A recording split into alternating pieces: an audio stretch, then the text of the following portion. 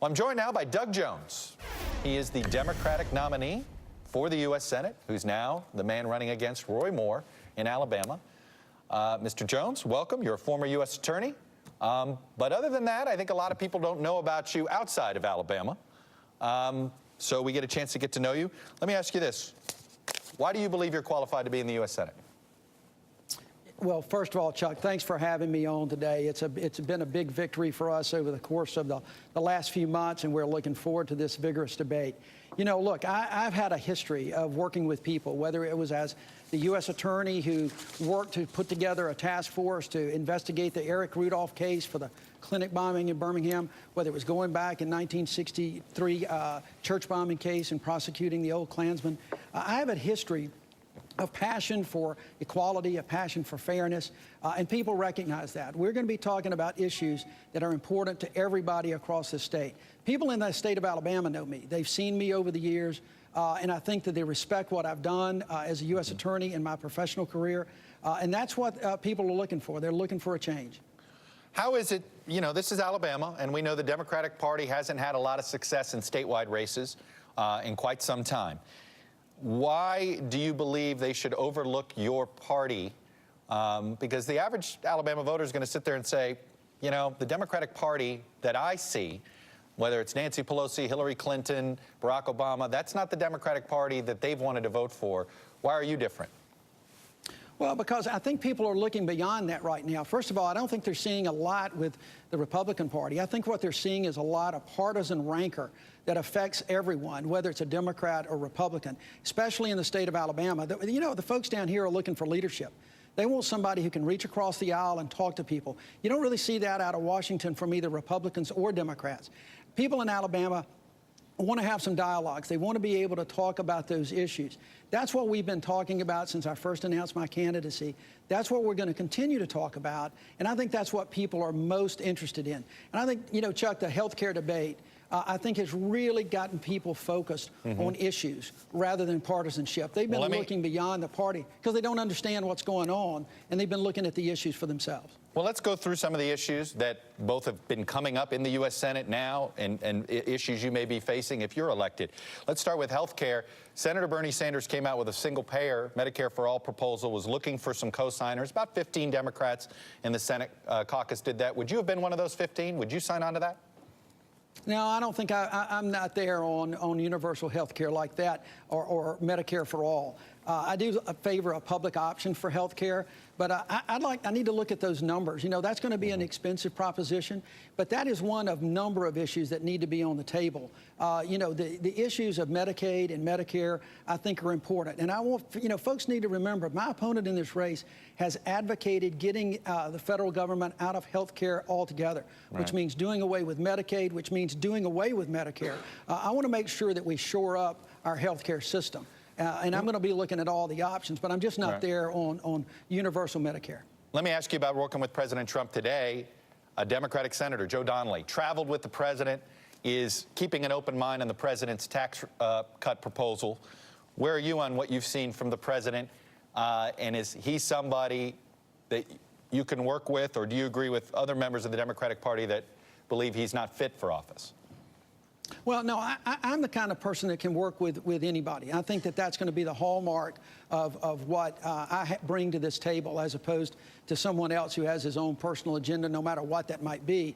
I can work with the president. I can work with any member of Congress or the Senate to try to do what's best, what I believe to be for the state of Alabama. We have issues that we have to address in this state, and if the President of the United States is addressing them, then I'm going to be right there. But if he's not, we're going to be opposing. I'm going to be opposing. What about on taxes? Do you think we need a tax cut? Do you think who needs a tax cut? I don't think the wealthy need a tax cut. I think that we are in a position right now where we need to look at some tax issues. I haven't studied all the programs that came out just today. This is going to be an issue that, you know, taxes, like everything else, are a work in progress. What I do know is I want to make sure that the working class people in the state, the middle class, are taken care of. I don't necessarily believe that that's going to be a tax cut for the wealthy. I think people in the state understand that trickle-down tax cuts just don't work. So it doesn't sound like you could sign on to this proposal as the president laid it out today. Again, the devil's going to be in the details on that, and after all that we've gone through the last 48 hours, I want to look over the details of that, but the main thing I want to do is make sure it represents the people of this state, not just the wealthy. Right. Many Democrats in the South get tripped up on a couple of cultural issues. One is guns, one is abortion. Let me ask you on abortion, what are the limitations that you believe should be in the law when it comes to an abortion? Well, look, I am a firm believer that a woman should have the freedom to choose what happens to her own body. And I'm going to stand up for that, and I'm going to make sure that that continues to happen. I want to make sure that as we go forward, people have access to contraception, they have access to the abortion that they might need. If that's what they choose to do, I think that that's going to be an issue that we can work with and talk to people about from both sides of the aisle. It's one of those But you wouldn't issues that I think- legislate, so you wouldn't be in favor of legislation that said ban abortion after 20 weeks or something like that? Now, I'm not in favor of anything that is going to infringe on a woman's right and her freedom to choose. That's just the position that I've had for many years. It's the position I continue to have. But when those people, I want to make sure people understand that once a baby is born, I'm going to be there for that child. That's where I become a right to lifer. And finally, let me ask you quickly about guns. Do you believe there is any limitation with the Second Amendment? For instance, do you think an assault weapons ban is something you would support and that it would still comport to the Second Amendment? Well, look, we've got limitations on the Second Amendment right now. We've got limitations on all constitutional amendments in one form or another. I want to enforce the laws that we have right now. The biggest issue I think that's facing the Second Amendment right now is that we need to make sure we shore up the National Crime Information System, the NICS system, for background checks to both keep guns out of the hands of criminals, but at the same time cut down on error so that law-abiding citizens can get those. I'm a Second Amendment guy. I love to hunt. I've got a gun case full of guns, but I also want to make sure we're smart and we're solid on those issues. Finally, would you have voted to confirm Jeff Sessions as Attorney General?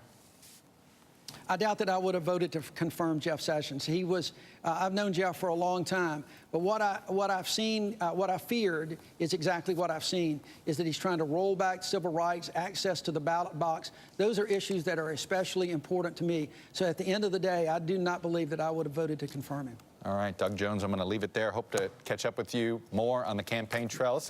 You got a fairly long time for a general election there, a couple of months. I have a feeling we're going to be watching quite a bit. Yeah, thanks for having me, Chuck. You got it. I appreciate you coming on and sharing your views, sir. Yes, sir. We have asked Roy Moore to come on. At some point, we hope to see him. Let me bring on tonight's panel, MSNBC political analyst and our former RNC chair, Michael Steele, CNBC editor-at-large, John Harwood, and MSNBC contributor and Voto Latino's executive director, Maria Teresa Kumar. John Harwood, before we get to Doug Jones specifically, I think Stu Rothenberg summed it up best. Moore in, Corker out. The Republican Party of 2017. What do you make of all this? I think it makes tax reform harder. And I think it makes Republican politics in general harder. I just got off the phone with a Republican pollster before coming on here. He said there's nobody in the Republican Party who would welcome a trade of Roy Moore for Bob Corker. Bob Corker is somebody who likes to govern, who is a serious person about solving problems. Roy Moore, you said he's a conservative Christian. That term doesn't do him justice. He's a conservative Christian extremist, talking about making homosexual conduct illegal, talking about Sharia law existing in the United States when in fact it does not.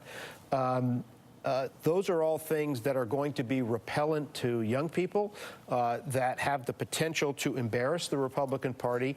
And the fact that he was able to beat Mitch McConnell's candidate, the U.S. Chamber of Commerce's candidate, Donald Trump's candidate, even though Donald Trump equivocated, means we're going to have more primary challenges like that and more discord within a party that needs to be united to pass this tax bill. Michael Steele, I was thinking there, but if Roy Moore, which is nobody would have said he is the candidate you would say is the perfect candidate to have in a special election.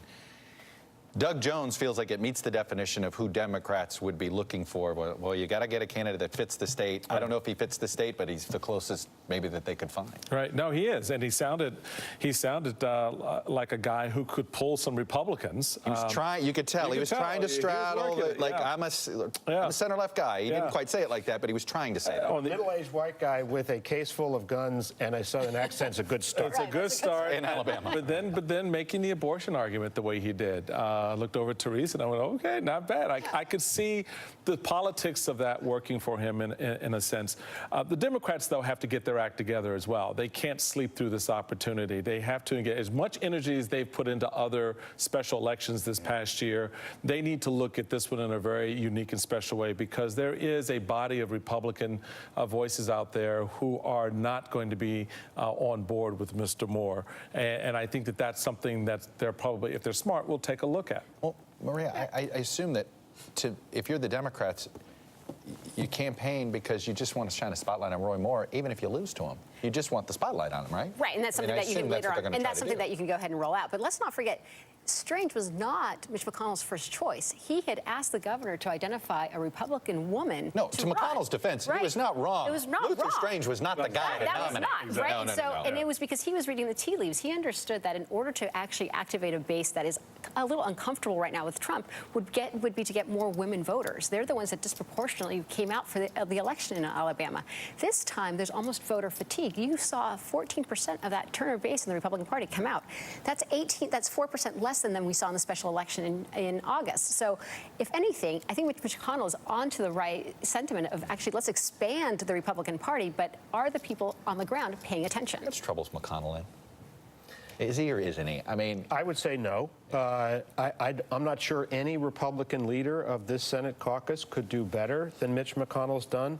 I think the problems that he's dealing with are systemic to the Republican Party, not to the Senate Majority Leader's office. Remember, John Boehner was forced out of his job as House Speaker for some of the very same issues that Mitch McConnell's struggling with. why do I think Roy Moore could create more retirements? Oh, he create more retirements and create a lot of frustration for the Senate leadership.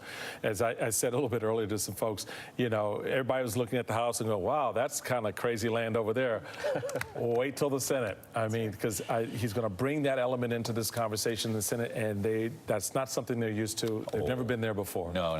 They're going to long for the days when they thought Rand Paul was the outsider. Yeah. Or Ted Cruz. Or Ted Cruz, yes. They are mainstream conventional. Anyway, Michael, John, and Maria, we got a fun show coming up.